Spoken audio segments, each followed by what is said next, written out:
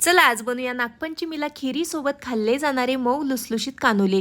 त्यासाठी एका बाउलमध्ये 1 कप गव्हाचं पीठ घातलं, त्यामध्ये चवीकरता मीठ, 1 चमचा साजूक तूप घालून थोडं थोडं पाणी घालत ही कणिक अगदी घट्टसर आणि मऊसर मळून घेतली।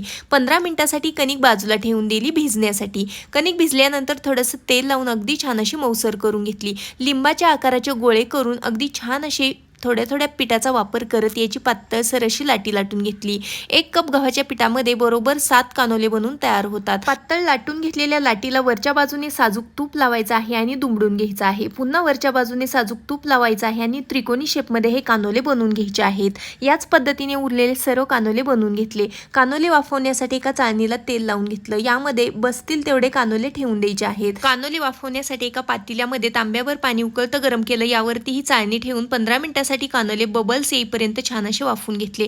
मऊ लुसलुशीत कानोले साजूक तूप घालून खिरीसोबत सर्व करायचे। चला लाईक करा।